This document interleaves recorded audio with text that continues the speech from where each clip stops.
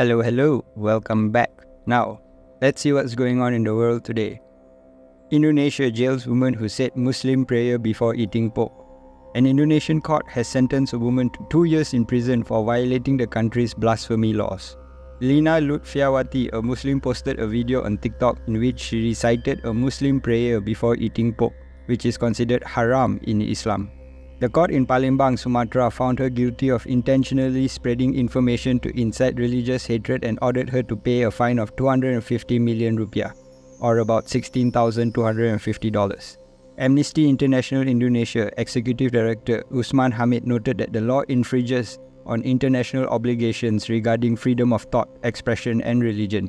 Historically, the blasphemy laws has been used against those perceived as insulting Islam, often in political motivated cases. The Indonesian Ulema Council supported the court's decision considering Lina's actions blasphemous against Islam. It's between you and God. And moving on, Brazil's Navy seizes record 3.6 tons of cocaine. The Brazilian Navy announced its largest ever offshore drug seizure, capturing 3.6 metric tons of cocaine from a small motorboat off the coast of northeastern Pernambuco state. The boat was en route to Africa with 5 crew members on board. The Navy towed the vessel to the port of Recife. This operation is part of the Navy's ongoing efforts to combat drug trafficking along the country's coast.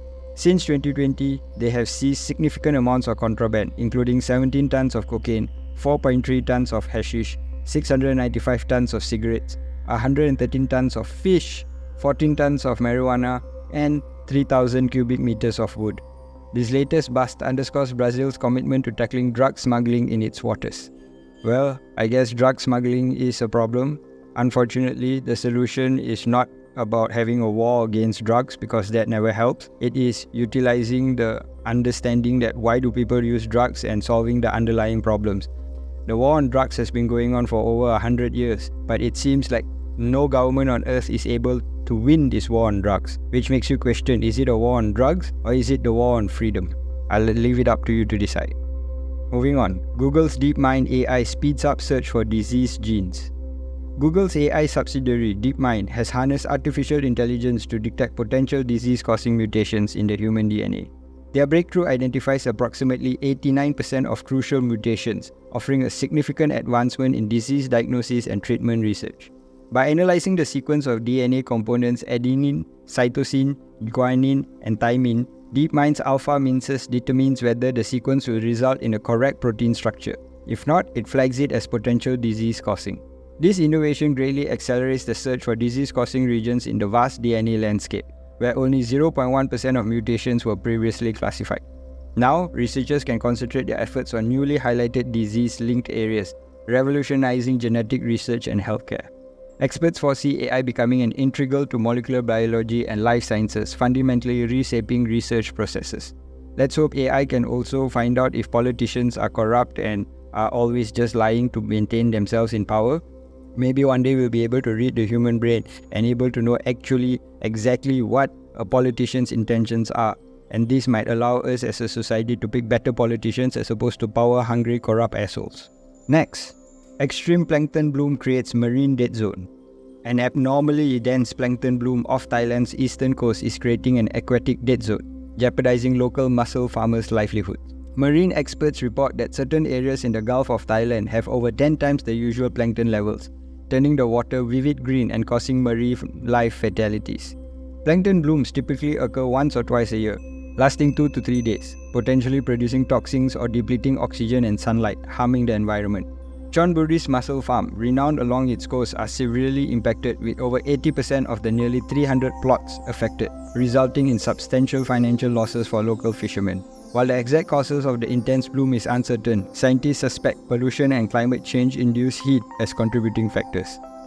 Clearly, we are having a very big change in our climates and the weather around the world is really out of hand. Therefore, it will be good for us to understand how these plankton blooms bloom and how is it we can actually reduce the amount of blooming that takes place in order to protect our livelihoods as well as our food supply. Now, last article of the day. Brazil debates bill to protect debtors' digital assets. Brazilian lawmakers are taking steps to include cryptocurrencies as protected assets for debtors, recognizing them as tradable property. This initiative is part of a broader effort to reduce the seizure of debtors' assets to settle creditors' claims. The proposed amendment to the Code of Civil Procedure would safeguard debtors' financial savings of up to 40 minimum wages from creditors' seizures. This decision reflects changing investment behaviors as traditional saving accounts lose ground to alternative financial investments. The move to include digital assets follows the President's directive to the central bank to regulate digital assets, fostering a growing crypto industry in Brazil. The country boasts millions of crypto users, a thriving blockchain sector, and a favorable regulation, making it an attractive destination for crypto investment. However, recent moves to increase taxes on crypto held overseas have drawn criticism as they may hinder the country's growth, similar to policies in other countries like Nigeria. Well, it would be wiser for governments to work together with people and working for the people as opposed to just wanting to tax them to death. Unfortunately, governments don't really learn their lessons, and the only way this situation will change is when we have a total collapse of our current known society. That is not anything anybody wants, but unfortunately that seems to be the direction we're heading to. Thank you for staying to the end of the video. Please like, share and subscribe. I'll see you again tomorrow. Take care.